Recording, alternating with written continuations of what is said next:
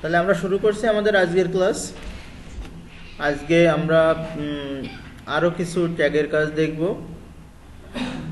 সবার ডেস্কটপে এলআইসিটি বা এই নামে একটা ব্যাস 2 এরকম নামে কোনো একটা ফোল্ডার আছে। এই ফোল্ডারের ভিতরে আমরা একটা ফাইল তৈরি করব। তো আমরা সাবলাইম টেক্সট চালু করে ফাইলটা তৈরি করতে পারি, আবার অন্যভাবেও করতে পারি। আমরা সাবলাইম টেক্সট চালু করে ফাইলটা তৈরি করতে পারি। দেখো এভাবে, খেয়াল করো সবাই, নিজেদের কম্পিউটারের দিকে একটু নজর কম রাখবা। আমি যখন শিখাবো তখন এই ডেস্কটপটা একটু দরকার হলে বন্ধ রাখবা, তাহলে শিখতে পারবা, বা ল্যাপটপ একটু মনোযোগ কম দিবা। তো আমরা সরাসরি সাবলাইম থেকে একটা ফাইল তৈরি করতে পারি। এটা সাবলাইম চালু করলাম, এখান থেকে নিউ ফাইল নিলাম এবং এটাকে আমরা সেভ করলাম।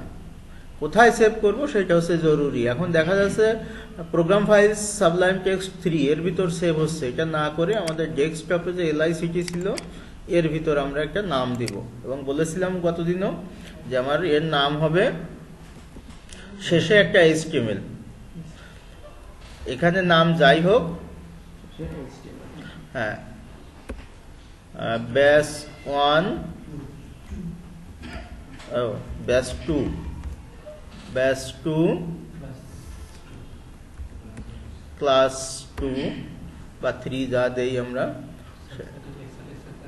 তো .html এভাবে আমরা ফাইলটা তৈরি করতে পারি। তো ঠিক আছে, এভাবেও হতে পারে। আবার আমি বলছিলাম যে এটা অন্যভাবেও সম্ভব। অন্যভাবে কিভাবে সম্ভব? আমি সরাসরি ফোল্ডারে ঢুকলাম, এখানে আমি রাইট ক্লিক করে নিউ দিয়ে এই যে নিউ টেক্সট ডকুমেন্ট লিখলাম। এইখানে সরাসরি আমি এটা লিখতে পারি ABD বা এরকম .html, এভাবেও লিখে কাজটা আমি করতে পারি। এটাও আমি করতে পারি, এবং এটা যখন ইয়ে করবো সাবলাইম দিয়ে ওপেন করে আমি কাজ করতে পারবো। একই কথা, দেখো ABD HTML, ওখানে ব্যাস 2 ক্লাস 2, এভাবে করতে পারি। যাই হোক, আমরা এভাবে ব্যাস 2 ক্লাস 2 এটা। এখন গতদিন আমি বলিনি, সেটা হলো যে তোমাদের কাছে যে সাবলাইম টেক্সট ব্যবহার করছো আর এবং আমার কাছে যেটা আছে, এটাই কিছু ভেরিয়েশন আছে। যদিও একই জিনিস, একই ভার্সন, কিন্তু কাজের ক্ষেত্রে কিছু ভেরিয়েশন আছে। তো আমারটা যেহেতু কিছু অন্যান্য জিনিস ইনস্টল করা আছে, আমরা এটা পরে শিখবো যে কিভাবে এই কাজটা করতে হয়। আপাতত তোমরা যেটা লিখবা HTML লিখে ট্যাব চাপলে হয়ে যাবে, কিন্তু আমি একটু আলাদা লিখছি। HTML কোলন দিয়ে আমি 5 লিখছি। হ্যাঁ, অনেকগুলো জিনিস একবারে লেখা হয়ে গিয়েছে, তাই না? ডক টাইপ HTML, এটা দিয়ে বোঝাচ্ছে এটা ভার্সন 5। নিজেদের কম্পিউটারের দিকে নজর একটু কম দাও, এটা ভালো হবে। তো ডক টাইপ HTML, এটা দিয়ে বোঝাচ্ছে HTML এর ভার্সন 5। ল্যাঙ্গুয়েজ ইংরেজি, EN মানে ইংলিশ। কিছু মেটা ট্যাগ বলেছিলাম এখানে ব্যবহৃত হয়। Character set, CHARACT, character set. এই ক্যারেক্টার সেট মানে বর্ণ, যে সকল বর্ণ আমরা ব্যবহার করি। UTF-8, ইউনিকোডের ট্রু টাইপ আর কি। এটা 8 ভার্সন যেটা, সেটা ব্যবহার করা হয়। আর টাইটেলটা দেখো ব্লক হয়ে আছে, আমি যা লিখবো এটা মুছে যাবে, তাই তো? তো আমরা দিস ইজ ক্লাস 2, আমরা এটা নিলাম টাইটেল। এখন দেখো আমি বলেছিলাম একটু ইন্ডেন্ট করব, কিন্তু এখানে পুরো ইন্ডেন্টেশনটা নাই। কারণ কি, এই যে দেখো হেড থেকে শুরু করে বডি, এটা HTML এর অংশ না? আমি এটা সিলেক্ট করলাম, সিলেক্ট করার পরে একটা ট্যাব চাপ দিলাম, তাহলে ওই অংশটা একটু ডাইনে ইন্ডেন্ট হয়ে গেল, বামে ইন্ডেন্ট রেখে ডাইনে চলে গেল। ক্লিয়ার? আচ্ছা, তাহলে আমার এই একটা হলো। তো গতদিন আমরা বিভিন্ন ট্যাগ দেখেছিলাম, নর্মাল কিছু ট্যাগ দেখেছিলাম, হেডিং ট্যাগ দেখেছিলাম, কোথায় প্যারাগ্রাফের কথা বলেছিলাম, হরাইজন্টাল লাইন, ব্রেক, 2 ধরনের ট্যাগের কথা বলেছিলাম, ফুল ট্যাগ আর হচ্ছে সিঙ্গেল ট্যাগ। ফুল ট্যাগের 2টা অংশ থাকে, একটা হচ্ছে ওপেনিং আর একটা হলো ক্লোজিং। আর এখানে যেটা হবে সেটা হলো যে আমাদের বডির ভিতরে আমরা নতুন কিছু জিনিস করব, সেটা হচ্ছে একটা লিঙ্ক তৈরি করা। একটা পেজের সাথে আরেকটা পেজের লিঙ্ক তৈরি করা। যেমন ধরো আমি এই ঘরে আছি, এখানে যদি একটা দরজা থাকে, এই দরজা দিয়ে আমি পাশের ঘরে যেতে পারি, তাই তো? অর্থাৎ আমি একটা পেজে থাকবো, ওখানে একটা ক্লিক করব, ক্লিক করে অন্য একটা পেজে চলে যাব। বিভিন্ন সময় আমরা ওয়েবসাইটে এই কাজ দেখি। অথবা আমি একটা ওয়েবসাইটে আছি, এখানে আমি ক্লিক করব, ক্লিক করে অন্য একটা ওয়েবসাইটে চলে যাব। তো এটা দেখবা যে বিভিন্ন সময় যে কাজটা হয় সেটা হলো যে বিভিন্ন জন এটার উপর যখন একটা অন্য উদাহরণ দেই, অ্যাঙ্করিং বোঝো, কোনো অনুষ্ঠান উপস্থাপনা করে অ্যাঙ্কর থাকে না, ডিজে বলে বিভিন্ন, এরা তো বিভিন্ন উপস্থাপন করে, হয় অনুষ্ঠান উপস্থাপন করে, কোনো অতিথিকে নিয়ে আসে তাকে উপস্থাপন করে। ঠিক একইভাবে একটা ট্যাগ আছে অন্য কোনো ফাইল বা ওয়েবসাইটকে উপস্থাপন করে, অ্যাঙ্কর ট্যাগ বলা হয়। এটাকে এ দিয়ে প্রকাশ করা হয়। কি ট্যাগ? Anchor tag. হ্যাঁ, তো এটা অ্যাঙ্কর ট্যাগ বলে। ট্যাগটার নাম হলো অ্যাঙ্কর ট্যাগ। এ দিয়ে প্রকাশ করা হয়, আমি এ লিখলাম, এটার অ্যাঙ্কর ট্যাগ।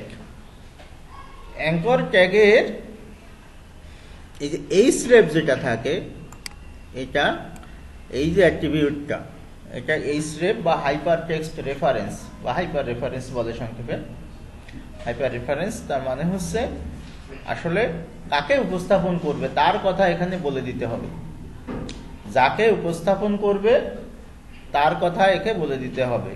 যেমন ধরো আমি চাচ্ছি যে আমার পেজ থেকে আমি google.com এ ঢুকবো, তাহলে এরকম পুরো ঠিকানা http://www.google.com, এই হচ্ছে পুরো ঠিকানাটা। এই পুরো ঠিকানাটা আমরা লিখলাম এবং আমরা জানি যে দুই ট্যাগের মাঝখানে, ট্যাগগুলো কন্টেইনারের মতো, তাই না? মাঝখানে যেটা লেখা হয় শুধুমাত্র সেটা দেখা যায়। তো এখানে আমরা যদি লিখি গো টু গুগল, তাহলে এই গো টু গুগল এই কথাটা লেখা দেখা যাবে, আর কোনো কিছু কিন্তু লেখা দেখা যাবে না। ঠিক আছে? গো টু গুগল এই কথাটা লেখা, এরপরে ক্লিক করলে গুগলের ঠিকানায় ওয়েবসাইটে ঢুকে যাবে। ক্লিয়ার? আবার বলি, তাহলে লিঙ্ক করার জন্য যে ট্যাগ আমরা ব্যবহার করি সেটা হচ্ছে অ্যাঙ্কর ট্যাগ। এ দিয়ে প্রকাশ করা হয় এবং এর ভিতরে একটা অ্যাট্রিবিউট থাকে এইচরেফ, হাইপার টেক্সট রেফারেন্স বা হাইপার রেফারেন্স বলে, এবং এর ভিতর ফুল অ্যাড্রেসটা লিখতে হয় যদি ওয়েবসাইটকে উপস্থাপন করতে হয়। আর যদি অন্য কোনো পেজকে উপস্থাপন করতে হয়, এখানকারই কোনো পেজ বা আশেপাশের কোনো পেজ, তাহলে শুধু ওই পেজের নামটা লিখলেই হয়। তো পেজেরটা আমরা পরে দেখি, আগে ওয়েবসাইটটা দেখি।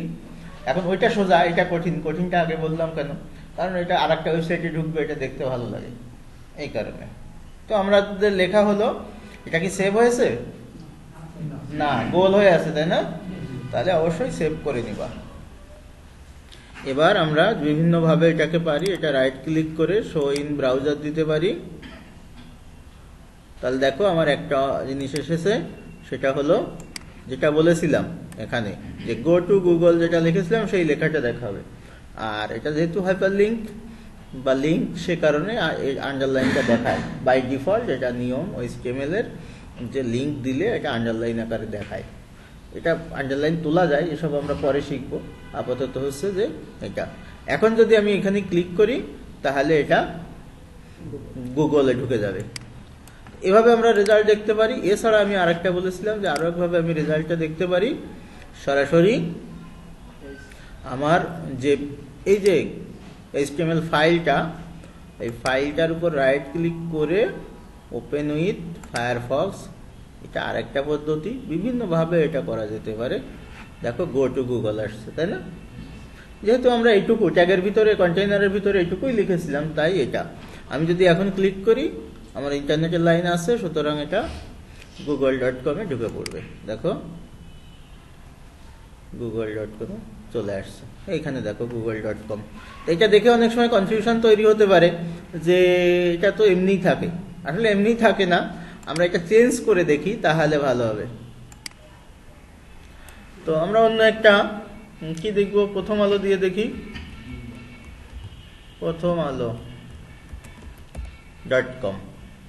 এখন আমি যদি এখানে গুগল লেখাটা রাখি তাতেও কাজ করবে, কিন্তু ঢুকবে কিন্তু প্রথম আলোয়। আমার উচিত হচ্ছে এর সাথে কন্টেন্টের সাথে সামঞ্জস্য রেখে লেখা।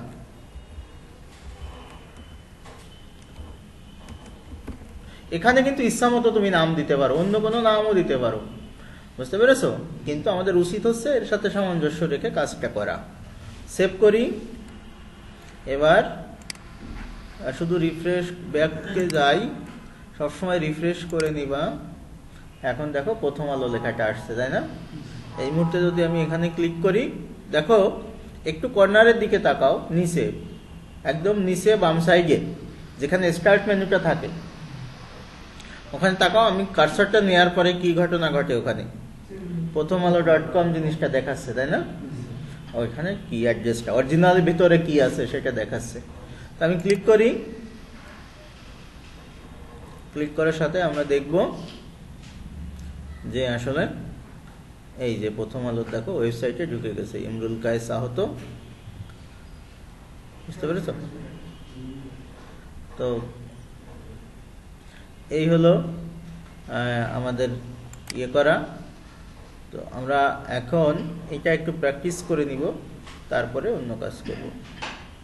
তাহলে আমরা দেখলাম কিভাবে হাইপারলিংক করতে হয়, অর্থাৎ একটা পেজে থাকা অবস্থায় অন্য একটা ওয়েবসাইটের সাথে সংযোগ দিতে হয়। এখন আমরা দেখব যে আসলে আমাদের যেখানে আসি ওখানেই বা ওর আশেপাশের কোনো পেজে কিভাবে সংযোগ দিতে হয়, অর্থাৎ এক পেজ থেকে আর এক পেজ কিভাবে ব্রাউজ করতে হয় সেটা। যেমন আমরা যদি দেখি যে আমাদের যে ফোল্ডারটা ছিল LICT ফোল্ডার, তার ভিতর কতগুলো পেজ আছে। তো আমরা আসি আজকে ব্যাচ 2 ক্লাস 2 HTML এরকম। তো এখন যদি আমি চাই যে না ব্যাচ on.html এই পেজে যাব, কোথার থেকে যাব? আমার কাছে তো এই ফাইলগুলো থাকবে না, আমার কাছে থাকবে পেজটা, এরকম পেজ থাকবে আমার কাছে, এরকম একটা পেজ থাকবে। এই পেজ থেকে একটাই ক্লিক করলে প্রথম আলোয় যাচ্ছি। এখন অন্য একটাই ক্লিক করব, এটা ক্লিক করে আমি অন্য একটা ফাইলে ঢুকে পড়ব, তাই তো? তো উদ্দেশ্য আমার যে আমি আসি এই পেজে, যাব ধরো batch2.html এই পেজে। তো তার জন্য আমাদের কোডিংয়ে কি করতে হবে সেটাও অ্যাঙ্কর ট্যাগ দিয়েই করব। তো আমরা এমনি একটু সুবিধার জন্য এটা দিয়ে রাখলাম একটা হরাইজন্টাল লাইন, কোনো দরকার নেই, এমনি আলাদা করার জন্য, পাশে থাকলেও সমস্যা নেই। আবার অ্যাঙ্কর ট্যাগ দিলাম। এটা আমি এখানে আগে লিখে রাখি কোথায় যেতে চাই, ব্যাচ 2 পেজ, ব্যাচ 2 এর পেজে যাব। তো এখানে আমার পেজটার নাম অ্যাকুরেট দিতে হবে, তাই আবারও দেখো আমাদের ব্যাচ আছে batch2.html। সুতরাং কিছুই এটা করতে পারো। আর যদি মনে হয় যে তোমার সমস্যা হচ্ছে, তাহলে যেটা করতে পারো সেটা হচ্ছে যে এখানে যে ফাইল নেমটা সেটা কপি করে নিয়ে আসতে পারো। কপি করে আনাটা একটা ভালো পদ্ধতি এই কারণে, কারণ অনেক সময় দেখবা যে তুমি এত ভুল করছো এবং অধিকাংশ ভুল হচ্ছে এই বানান ভুল, এটা সেটা, ওখানে একরকম লিখছো বা ওখানে ভুল লিখছিল এখন ঠিক লিখছো। তো এই ধরনের সমস্যা হতে পারে। তো আমি কপি করে নিয়ে আসলে এই ধরনের সমস্যা আর হবে না। সেভ করে নেই, Ctrl+S দিলাম। আমার পেজটা যেহেতু এখানে ওপেনই আছে, এটা রিফ্রেশ করি। দেখো একটা হরাইজন্টাল লাইন হয়েছে, আর একটা হচ্ছে ব্যাচ 2 এর একটা পেজ।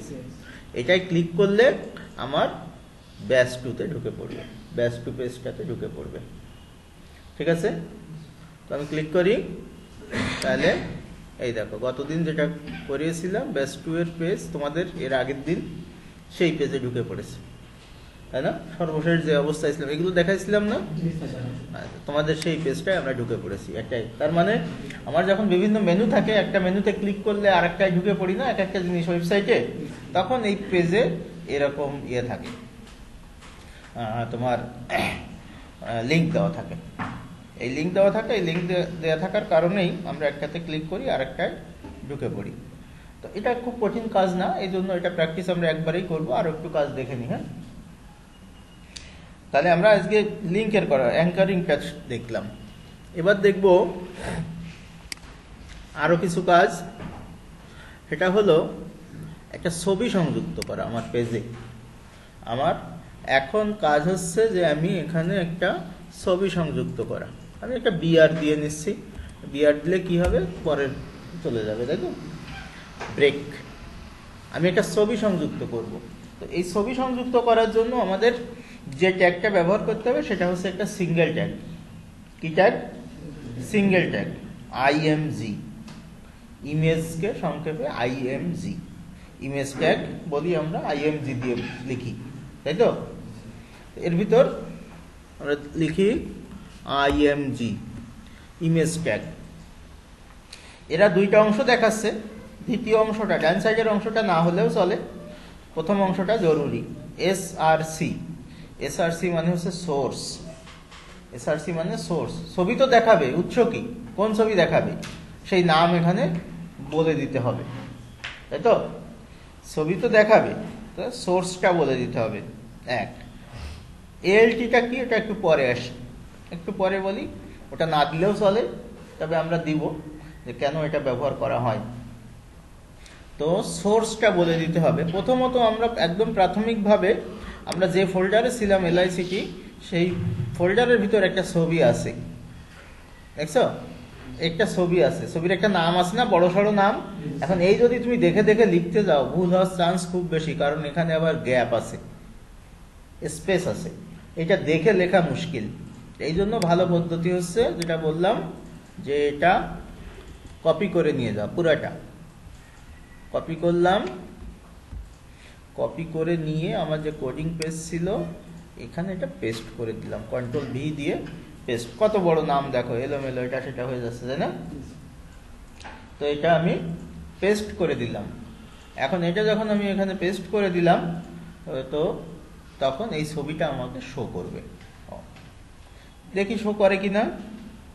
আমরা রাইট ক্লিক করে ওপেন ইন ব্রাউজারও করতে পারি, অথবা এটাকে রিফ্রেশও করতে পারি। ব্যাক করি, আগে অন্য পেজে ছিলাম, এটা রিফ্রেশ করি। হ্যাঁ, সেভ হয়নি তো, সুতরাং এটা খেয়াল রাখবা। কন্ট্রোল এস দাও, এটা এখন দেখি, রিফ্রেশ করে নাও আগে, দেখো ছবিটা চলে এসেছে। সরি, তো আমাদের ছবিটা এসে গিয়েছে। যদি দেখা যায় যে কোনো কারণে এই ছবিটা লোড হচ্ছে না, কোনো কারণে ছবিটা লোড হচ্ছে না, তখন কি হবে? আমরা তো বুঝবো না এখানে একটা ছবি আছে, বুঝবো কি না? তার জন্য আমাদের এই অংশটা এএলটি, অল্টারনেটিভ কিছু টেক্সট আমরা লিখে রাখতে পারি। যদি এই ছবিটাকে ও না পায়, কোনোভাবে শো করতে না পারে ব্রাউজার, তাহলে এখানে যে লেখাটা লিখবো সেই লেখাটা দেখাবে। দেখবো অনেক সময় আমরা ফেসবুক বা অন্যান্য মাধ্যম যখন ব্যবহার করি, তখন ছবি না আসলে প্রথমে লেখা দেখায়, there is image with two people, বা এরকম ক্যাট বা ডগ, এই টাইপের বিভিন্ন রকম ইনফরমেশন দিয়ে রাখে। তো এখানে যে ছবিটা আসার কথা সেই ছবি সম্পর্কে একটা তথ্য দিয়ে রাখতে হয়। তো আমরা এখানে দিয়ে রাখলাম ক্লাস পিকচার। কোনো কারণে যদি এই ছবিটা না আসে, তাহলে এই লেখাটা দেখাবে। আমরা একটু আগে দেখলাম যে ছবিটা সে দেখাচ্ছে, তাই তো? কোনো কারণে ছবি না আসলে ছবির জায়গায় ওই লেখাটা দেখাবে। যেমন ধরো এখানে এই গ্যাপটা আমি একটু করে দিলাম, ছবির নামটা একটু চেঞ্জ হয়ে গেল, কিন্তু স্পেস মানে জিরো, একটা জিরো মাঝখানে ঢুকানো মানেই আলাদা হয়ে গেল, তাই না? সংখ্যা আলাদা হয়ে যায় না? সুতরাং ও এখন আর চিনবে না, এই ছবিটাকে সে চিনবে না। সেভ করলাম। এখন যদি আমি রিফ্রেশ করি, তাহলে দেখো কি ঘটনা ঘটে, ছবিটা আর আসেনি, কিন্তু ছবির জায়গায় ক্লাস পিকচার এই কথাটা লেখা এসেছে, তাই না? তাহলে এরকম একটা ইনফরমেশন দেয়া থাকলে এরকম ভালো হয় যে আমাদের একটা ছবি যদি থাকে, তাহলে এই ছবি সম্পর্কিত একটা ইনফরমেশন ওখানে দেওয়া থাকে, তাহলে বুঝতে সুবিধা হয় যে এখানে কিসের একটা ছবি আছে। যদিও আরো ভালোভাবে এটা দেওয়া সম্ভব, এটা পরবর্তীতে আমরা দেখব। তো এটা তো দেখলাম ছবিটা এখানেই আছে। তো ছবিটা যদি এখানে না থেকে অন্য কোনো জায়গায় থাকে, তখন আমরা কি করব? যেমন ধরো যে আমার এখানেই আরেকটা ফোল্ডার আছে, এই এলআইসিটির ভিতর আরেকটা ফোল্ডার আছে ইমেজেস, এর ভিতর আরেকটা ছবি আছে, তাই তো? এর ভিতর আরেকটা ছবি আছে। সুতরাং আমি যদি চাই যে এই ছবিটা আনবো, এটা কিন্তু ইমেজেস কিন্তু আরেকটা ফোল্ডার উপরে আছে, হ্যাঁ। তো আমরা এই ছবিটা যদি আনতে চাই, প্রথমে এটা কপি করব, পুরাটা কপি করলাম, কপি করে আমাদের কোডিংয়ে ফিরে আসলাম। যেহেতু এটা ইমেজ হবে, সুতরাং আইএমজি ট্যাগ হবে, দিলাম। সোর্সটা আমাকে বলে দিতে হবে, সোর্সটা আছে কোথায়? ইমেজেস ফোল্ডারের ভিতর। তাহলে আমি দিব আইএমএ ফোল্ডারের নাম স্ল্যাশ তারপরে ছবির নাম, ঠিক আছে? ফোল্ডারের নাম যেহেতু আগের ফোল্ডারে আছে, যদি আরো একটা ফোল্ডারের ভিতর থাকতো তাহলে সেটাও আগে দিয়ে স্ল্যাশ দিয়ে দিতাম। তো এটা দিলাম, এটা দিয়ে আমরা সেভ করি, এবং আমি যদি এখানে রিফ্রেশ করি, রিফ্রেশ যদি করি, তাহলে আমার দুইটা ছবি দেখাবে এখন, তাই না? একটা হচ্ছে ওই ফোল্ডার থেকে সরাসরি একটা, আর একটা হচ্ছে পাশের থেকে একটা। দেখো, এটা দেখালো আগেরটা, আর এবার এটা পরেরটা। এটা দেখাচ্ছে অন্য ফোল্ডার থেকে এনে, কথা বুঝতে পেরেছো? এটা দেখাচ্ছে অন্য ফোল্ডার থেকে এনে, আর এটা দেখাচ্ছে এসের থেকে, কি বলে, সরাসরি একই ফোল্ডারে, আমার কোডিংগুলো যে ফোল্ডারে আছে সেই একই ফোল্ডার থেকে এনে এখানে শো করছে। এবার আমরা দেখব এইচটিএমএল এর মাধ্যমে কিভাবে একটা টেবিল তৈরি করতে হয়। অর্থাৎ আমরা ওয়েবসাইটে যখন একটা টেবিল দেখি, তখন তার পিছনে কি কোডটা লেখা থাকে সেটা একটা বিষয়। আমরা যখন এইচটিএমএল এর ভিতরে একটা টেবিল দেখি, এই টেবিলটার আসলে কিভাবে তৈরি হয় সেটা আমরা দেখব। তো বলতে পারো যে স্যার আমরা তো মাইক্রোসফট ওয়ার্ড বা এক্সেলে করতে পারি। মাইক্রোসফট ওয়ার্ড বা এক্সেল তো আর ওয়েবসাইটে ব্যবহৃত হয় না। দ্বিতীয় কথা, আমরা যে এইচটিটিপি শিখেছিলাম সেই এইচটিটিপি সে ফলো করে না। সুতরাং এটা এক কম্পিউটার থেকে আর এক কম্পিউটারে এটা ডেটা ট্রান্সফারের জন্য ব্যবহৃত হয় না। এই কারণে আমরা এইচটিএমএল এর মাধ্যমে কিভাবে টেবিল তৈরি করতে হয় সেটা দেখব। তো আমরা সবাই টেবিল সম্পর্কে জানি, তারপরেও আমরা দেখি যদি মাইক্রোসফট ওয়ার্ডে টেবিল হয় তাহলে এটা আসলে কেমন হয়। যে আমরা এখানে একটা টেবিল তৈরি করতে পারি, ধরো একটা টেবিল আছে, এই আড়াআড়িগুলোকে বলা হয় রো বা সারি। তাহলে এটা হচ্ছে সারি 1 বা রো 1, এটা সারি 2 বা রো 2, এটা সারি হচ্ছে 3 অর্থাৎ রো 3, তাই তো? তো এই সারি 1-এর এই প্রথমটা হচ্ছে, এটাকে আমরা বলি কলাম। কলাম বললে পুরোটাকেই বোঝায়, কিন্তু যদি আমি শুধু এখানে কোনো তথ্য রাখি তাহলে এটা হচ্ছে রো 1 ডেটা 1, প্রথম রোয়ের প্রথম ডেটা। এখানে যদি কিছু রাখি প্রথম রোয়ের দ্বিতীয় ডেটা, এখানে যদি কিছু রাখি প্রথম রোয়ের তৃতীয় ডেটা, এখানে যদি কিছু রাখি প্রথম রোয়ের চতুর্থ ডেটা, ঠিক আছে? এখানে যদি রাখি কিছু, এটা কি হবে? দ্বিতীয় রোয়ের প্রথম ডেটা, দ্বিতীয় রোয়ের দ্বিতীয় ডেটা, দ্বিতীয় রোয়ের তৃতীয় ডেটা, দ্বিতীয় রোয়ের চতুর্থ ডেটা। একইভাবে আমার তৃতীয় রোতেও হবে। তো টেবিল যখন করি এইচটিএমএল এ, তখন আমার ট্যাগ যেটা হয় সেটা হচ্ছে টেবিল ট্যাগ। এটা ফুল ট্যাগ, যেহেতু ওপেনিং আছে ক্লোজিং আছে। তাহলে টেবিলের ভিতর আছে আমার কত? রো। রোয়ের ভিতর কি আছে? ডেটা আছে, তাই না? আমরা যখন নর্মাল টেবিল তৈরি করি তখন আসলে এরকম ভাবে করি, কিন্তু এইচটিএমএল এ যখন করি তখন আসলে আমরা অনেক সময় এরকম নাও করতে পারি। একটা ধরো এটা থাকলো না, হতে পারে যে এই ডেটাটা নেই, তাহলে এই টেবিলের এই অংশটা নাও থাকতে পারে। আর এই জন্য কলাম ব্যবহার করে না, কলাম হলে তো সবগুলোই হয়। তো আমাদের যেটা বলছিলাম যে টেবিল ট্যাগ দিয়ে শুরু হয়, ওপেনিং টেবিল আর ক্লোজিং টেবিল, তাই তো? টেবিল দিয়ে শেষ হয়। এরপরে এর ভিতর থাকে টিআর, আরও থাকে। আমি একদম বেসিক অংশটা প্রথমে বলি, এরপরে আমরা এর বিস্তৃত যা লাগে সেটা পরে দেখবো। এই টেবিল কিন্তু এখন করব, মানে এটা শেষ না। পরবর্তীতে কাজে লাগাবো। আমি যখন প্রথমবার বলছি, যারা একটু জানো, একটু যদি এরকম ধারণা থাকে তাহলে বললেন স্যার টিএইচ এর কথা বললেন না, স্যার এটা বললেন না, ওটা বললেন না, তাদের জন্য বলছি যে ওইগুলো আসলে বেসিক যারা কিছুই জানে না আমি তাদের জন্য শুরু করছি, এই কারণে সেগুলো আসলে বলা হয় না। তাহলে আমার প্রথমে হবে টেবিল দিয়ে শুরু, টেবিল দিয়ে শেষ, আর এর ভিতর টিআর থাকবে, টিআর এর ভিতর টিজি থাকবে। এখন যেখানে যে কয়টা আছে সে কয়টা আমরা লিখবো। একটু দেখে নাও, যাদের মাউস চলছে একটু বন্ধ করো, ইসের থেকে স্ক্রিন থেকে এটা সরাও। তাহলে আমার ট্যাগের নামটা কি হবে? Table tag. তাহলে আমরা টেবিল লিখি, টেবিল লিখলাম। দেখো ইনডেন্ট অটোমেটিক হয়, তাই না? তুমি যদি ইনডেন্ট ব্যবহার করো অটোমেটিক হয়। এর ভিতর কি থাকবে? টিআর। টিআর দেখো, টিআর এর ভিতর কি থাকবে? টিজি। টিজি টিজি এই টিজির ভিতর আমি একটা ডেটা দিয়ে রাখলাম, ধরো এ দিয়ে রাখলাম, ঠিক আছে? আচ্ছা, এখন তুমি যদি চাও যে একটা লাইন কপি হয়ে যাবে, সাবলাইমের একটা সুবিধা যে কন্ট্রোল শিফট জি দিলে যে লাইনে আসো সেই লাইনটা কপি হয়ে যায়।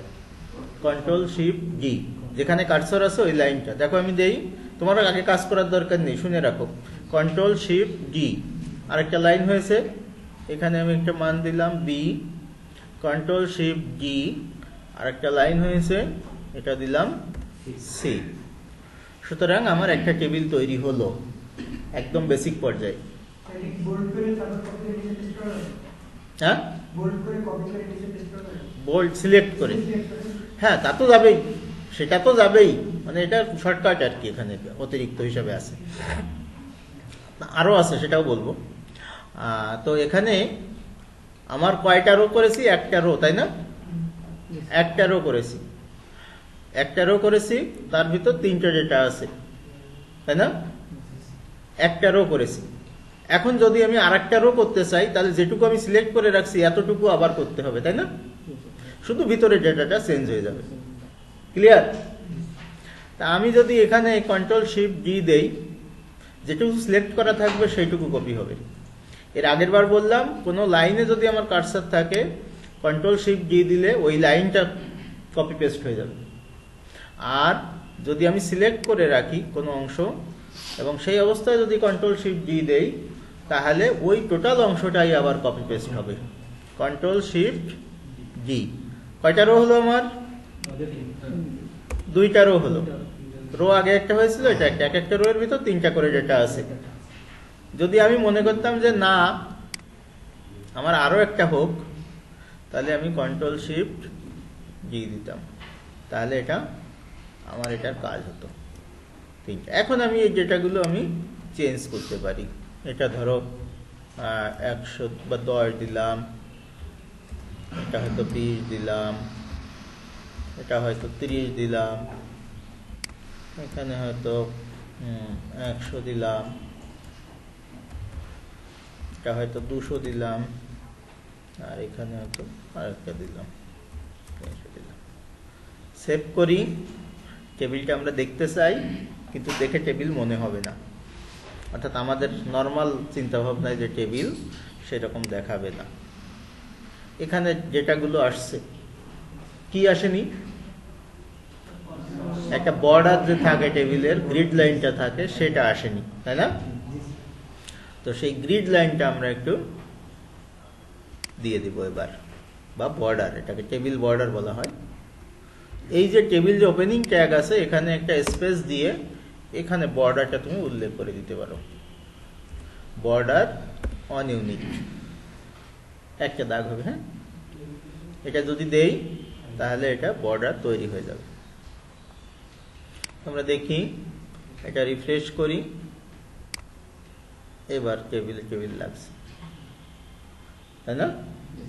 তাহলে আবার বলি, টেবিল তৈরি করতে গেলে টেবিলের ওপেনিং ট্যাগ হবে আর ক্লোজিং ট্যাগ হবে, এর ভিতর টিআর হবে, টিআর এর ভিতর যতগুলো ডেটা রাখবো তত জোড়া টিজি হবে, টেবিল ডেটা। হ্যাঁ, টেবিল রো, টিআর এ টেবিল ডেটা, ঠিক আছে? কিন্তু আসলে যেটা হয় যে আমাদের প্রথম যে সারিটা থাকে টেবিলের, এই প্রথম সারিটা একটু হেডিংটা মোটা হয়, এটাকে টেবিল হেডিং বলা হয় প্রথম সারিটাকে। তার জন্য যেটা করতে হয় সেটা হচ্ছে টিডি না লিখে এটাকে আমরা টিএইচ লিখি, টেবিল হেডিং, তাই তো? এটা এইচ করে দিলেই হবে, এখানে শুধু টিএইচ করে দিলে আমাদের টেবিল হেডিং হবে, একটু মোটা দেখাবে আর কি, ওটা হেডিং বোঝা যাবে আলাদা করে। এরকম কিছু কাজ আমাদের। সেভ করলাম, এখানে যে আমি রিফ্রেশ করি,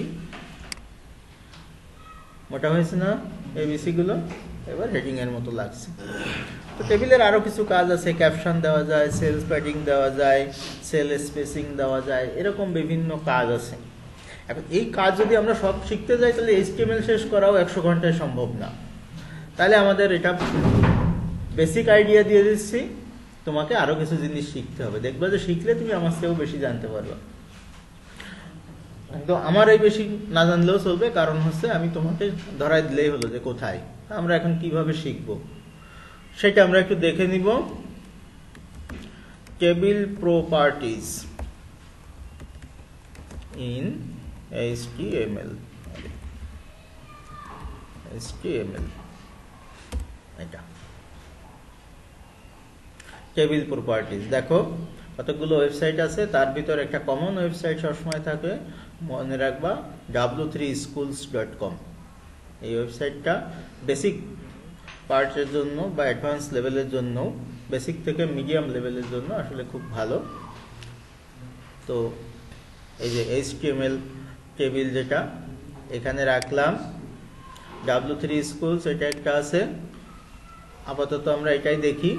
দেখো এইখানে দেখো এই যে হরাইজন্টাল যে বারটা এখানকার দেখো কত অংশ আছে নিচে বোঝা যাচ্ছে, আর এখানে বিভিন্ন জিনিস এখানে আছে, HTML, CSS, JavaScript, PHP, bootstrap, বিভিন্ন জিনিসগুলো আছে।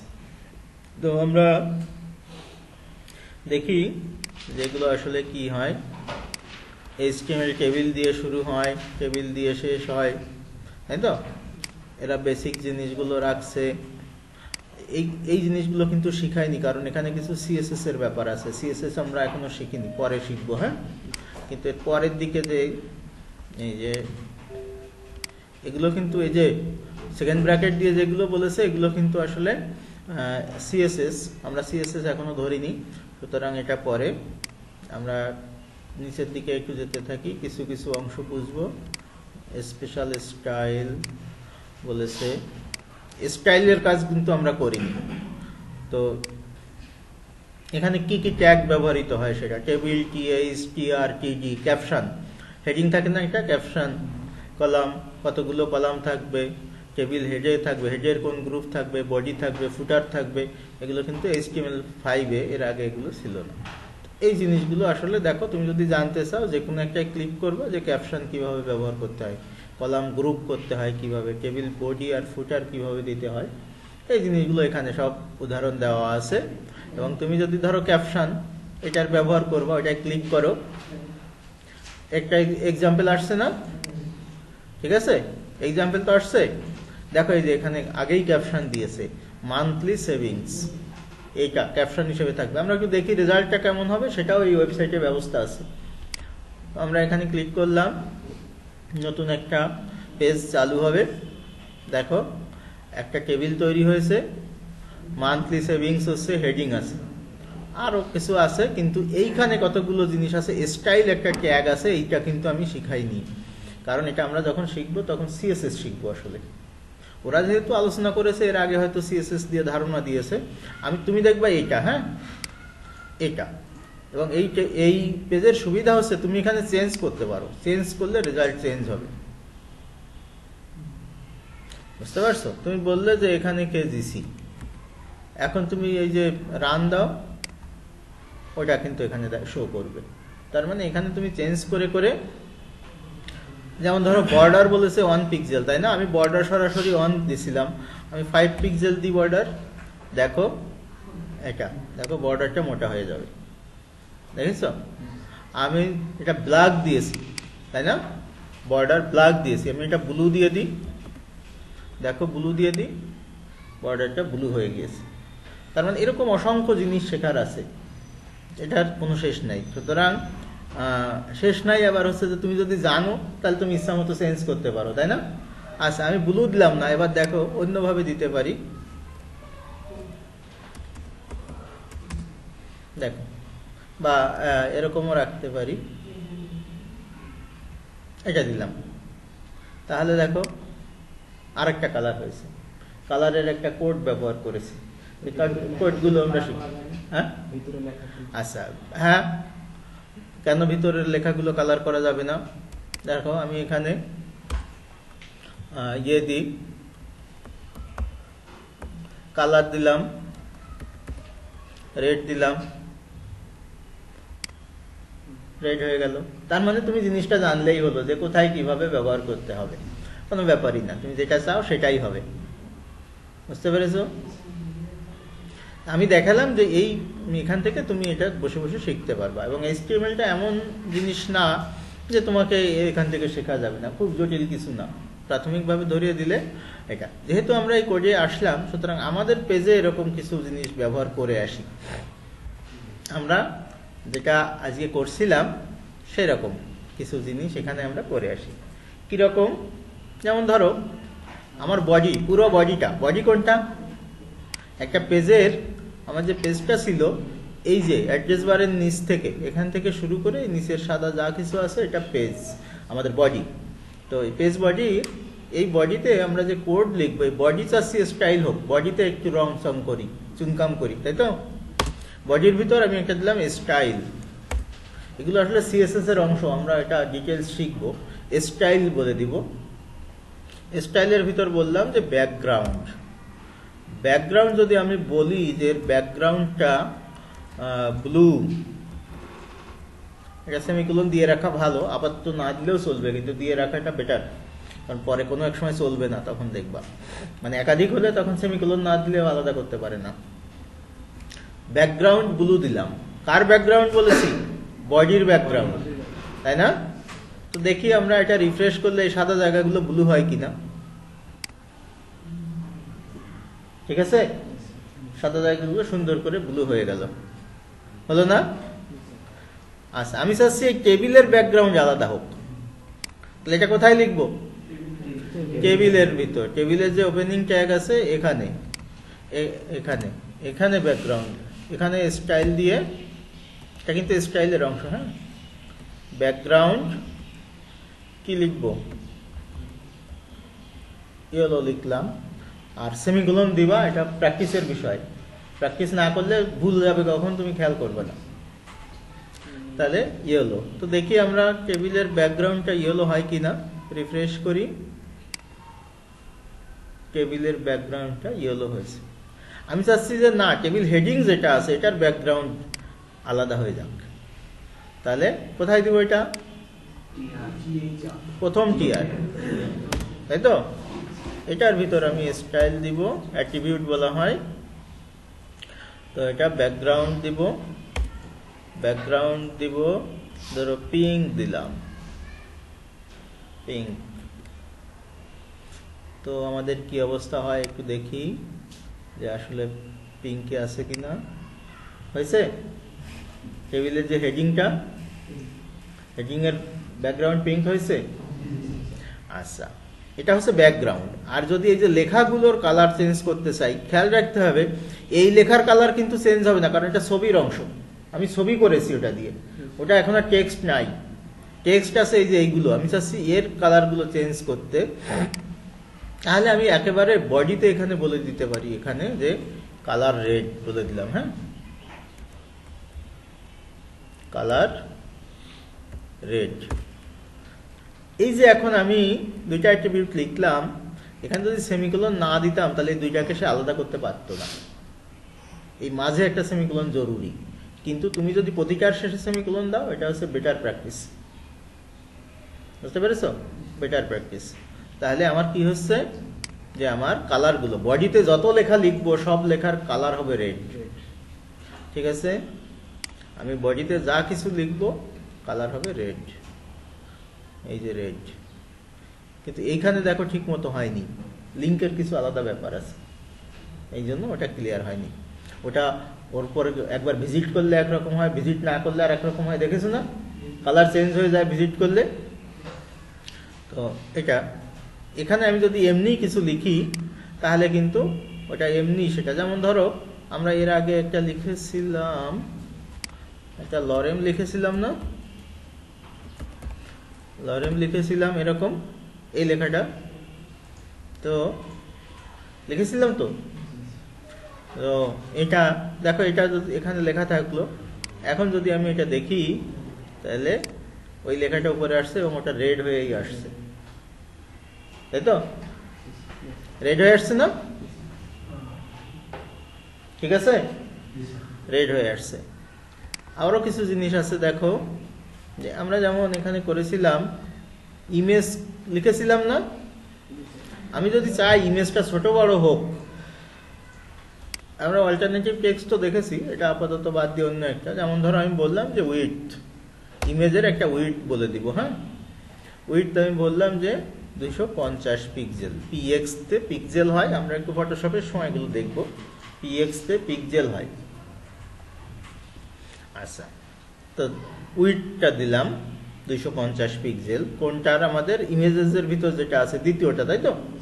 তো আমরা দেখি এটা আছে এই অবস্থায়। এখন যদি আমি এটা রিফ্রেশ করি তাহলে 250 পিক্সেল, কিন্তু হাইটও কম বেশি হয়ে গেছে, তাই না? খালি উইডথ কমেনি, হাইটও, তার মানে ওই রেশিও অনুযায়ী ওর উইডথ হাইট দুইটাই পরিবর্তন হয়েছে। আমি যদি চাইতাম যে না, হাইটটা আমি বলে দিব, সেটাও আমি বলতে পারতাম। আমি বললাম যে হাইট, আমি হাইট বললাম যে 400 পিক্সেল, তাহলে এখন যেটা হবে উইডথ ঠিক 250 পিক্সেল, চওড়া যেটা সেটাকে 250 পিক্সেল করবে, আর উচ্চতা যেটা সেটাকে 400 পিক্সেল করবে। তো এটা যদি আমি করি তাহলে দেখো এরকম করেছে। এখন দেখতে খারাপ হচ্ছে যদিও, কিন্তু আমরা করতে পারি ইচ্ছা করলেই। যদি একটা বলে দিই তাহলে সেই অনুযায়ী আরেকটা চেঞ্জ হয়ে যাবে, আর যদি তা না করি তাহলে যেটা করবে যে ও রেশিও অনুযায়ী, বা আমি যেটা বলে দিব সেই অনুযায়ী। তো এরকম হয়। আবার ধরো একটা ট্যাগ আছে প্যারাগ্রাফ ট্যাগ, যখনই তুমি পাত্রের ভিতর রাখো তখন পাত্রকে তুমি ইয়ে করতে পারো। যেমন ধরো প্যারাগ্রাফ ট্যাগ আগের দিন বলেছিলাম কি, প্যারাগ্রাফ ট্যাগ এই বিভিন্ন লেখার স্টাইলকে আমরা চেঞ্জ করতে পারি। দেখো এটা পি এর ভিতর ঢুকাবো কি করে, যারা জানো না তাদের জন্য। আমি সিলেক্ট করেছি, এবার আমি এখানে লেফট বাটন চেপে ধরে টেনে নিয়ে যাব ওখানে। দেখো এর পাশে একটা বক্স হচ্ছে নিচে, দেখছো কার্সরের নিচে, দেখছো? এই দেখো, যখন ওখানে যাচ্ছি তখন, এখন ছিল না, যখন এখানে গেলাম তখন ওইটা ব্লিঙ্ক করছে। দেখো এটা, এই এখানে যেখানে নিব সেখানে নিয়ে ছেড়ে দিব। দেখো পি এর ভিতর ঢুকে গেছে সবাই। প্যারাগ্রাফ ট্যাগের ভিতর ঢুকালে সুবিধাটা কি, যে দেখো এখানে আমি একটু স্টাইল করি। হ্যাঁ, আমি স্টাইল এখানে ব্যাকগ্রাউন্ডটা চেঞ্জ করতে চাচ্ছি। আমি চাচ্ছি যে আমার প্যারাগ্রাফের ব্যাকগ্রাউন্ড চেঞ্জ হয়ে যাবে। তাহলে কি করব, আমি এর ব্যাকগ্রাউন্ডটা আমি বললাম যে সরি #444 দিলাম। 444 ধরো কোনো একটা কালার, আমি এটা দিলাম। তো 444 দিলে দেখি কোনো চেঞ্জ আসে কিনা ব্যাকগ্রাউন্ডটা। এর ব্যাকগ্রাউন্ড তো এখন ব্লুই আছে, কিন্তু এখন 444 দিলে যেটা হবে এইটুকুর ব্যাকগ্রাউন্ড সেটা হয়ে গিয়েছে, দেখো কালোর কাছাকাছি, তাই না? এরকম করে আমরা দেখি এবং তখন আমাদের কাছে একটু করে ভালো লাগে, তাই না? একটা করে যখন হয়, মেনু থাকে, ইয়ে থাকে, তখন আসলে আমাদের কাছে একটু ভালো লাগে। এখানে বিভিন্ন আইটেম থাকে, এগুলো আমরা আস্তে আস্তে দেখবো। এগুলো আসলে দেখো এরকম করাতে বিভিন্ন, যখনই আমি একটু রংচং করছি তখনও একটু ওয়েবসাইট ভাব হচ্ছে না, ধীরে ধীরে এটা আসলে ওয়েবসাইট ভাব হচ্ছে। এখন এই যে রেকর্ডিংটা থাকছে, তোমার কাজ হচ্ছে এগুলো তোমার মতো করে করা। যেহেতু সবগুলো বলা থাকছে, তুমি নেট দেখেও করতে পারো, কিন্তু নেটে তো ওই ধারাবাহিকভাবে একটার পর একটা থাকে, ওইটা দেখে করা মুশকিল। এটা দিয়ে তুমি ক্লিয়ার করতে পারবা। এখন দেখো যে আমি যে প্যারাগ্রাফ ট্যাগের ইয়ে করেছিলাম, দেখো দুইটা ব্যাকগ্রাউন্ড, প্যারাগ্রাফের জন্য দুইটা ব্যাকগ্রাউন্ড আছে, একটা বডিতে আছে ব্লু আর একটা হলো প্যারাগ্রাফের ভিতরেই আছে, সবসময় কাছেরটা কাজ করে। একাধিক ব্যাকগ্রাউন্ড যদি পায়, স্টাইল যদি পায়, সবসময় কাছেরটা কাজ করে। যেমন ধরো আমরা যদি বলি যে কারো একজনের বিয়ে, একটা মেয়ের বিয়ে, তাই তো আমরা শারমিনকেও বিয়ে দিতে পারি। তো এখন হবে, কনের সাজাতে হবে। কে কে সাজাতে পারে? সাজাতে পারে একেবারে পার্লারে যে সাজাতে পারে, বাড়ির কোনো লোক সাজাতে পারে, নিজেই সাজতে পারে, তাই না? এখন কারটা প্রায়োরিটি বেশি পাবে? পার্লারের, অন্যেরটা না? ও যদি পারে, ও যদি মনে করে যে আমার এটা পছন্দ, তাহলে সেটাই ভালো। সবসময় নিজেরটাই প্রায়োরিটি বেশি, তাই তো? না, অন্যরা পছন্দ করা, কিন্তু যদি তার ওই সাজানো সম্পর্কে জ্ঞান থাকে, ধরো তিনজনেরই সমান জ্ঞান, বাড়ির লোক, ও নিজে এবং পার্লারের একজন, তিনজনই যদি সমান জানে সাজানো সম্পর্কে, তাহলে কারটা কার্যকর হবে? নিজেরটা সবসময়। এখানেও এই স্টাইলগুলো, যেগুলোকে আমরা সিএসএস বলি, ক্যাসকেডিং স্টাইল শিট, এই ইয়েগুলো স্টাইলটাও এরকম নিয়ম, যদি একাধিক থাকে তাহলে যেটা সবচেয়ে কাছে থাকবে সেটা কার্যকরী হবে। আচ্ছা, তো আমরা দেখো স্টাইলের ভিতর অন্য জিনিসও দিতে পারি।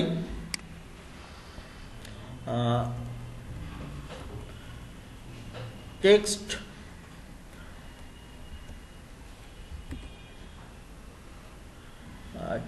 সাইজ, শুধু সাইজ দিলে হয় কিনা? সাইজ দিলাম, ধরো আমি বললাম 100 পিক্সেল, সেমিকোলনটা দেওয়ার সময় সাইজ 100 পিক্সেল বলে দিলাম। তাহলে কি হয়, আমাদের সাইজ 100 পিক্সেল কাজ করেনি, তাহলে টেক্সট সাইজে কাজ করার কথা ছিল। ফন্ট সাইজ হচ্ছে 100 পিক্সেল। এবার হবে পার্সেন্ট, 3 ভাবে করা যায়, ইএম দিয়ে, পার্সেন্ট দিয়ে। 100 পিক্সেল দেখছো, ওগুলো কিন্তু নিচে আছে 100 পিক্সেল। তো আমরা একটু ছোট করে দেই, বেশি বড় হয়ে গিয়েছে, আমরা 30 রাখি, তাহলে দেখবা যে এরকম আমাদের 16। তো এটা ইএম আছে, পার্সেন্টেজ দিয়ে করা যায় বিভিন্নভাবে, এগুলো আমরা সিএসএস এ দেখবো, সুতরাং এখানে আমরা এটার উপর বেশি গুরুত্ব দিচ্ছি না। তা এভাবে আমরা আসলে করতে পারি, টেবিলটাও করতে পারি, টেবিলের বর্ডার দিতে পারি, বিভিন্ন রকম কাজ এভাবে আমরা করতে পারি। সুতরাং তোমরা এবার প্র্যাকটিস করো।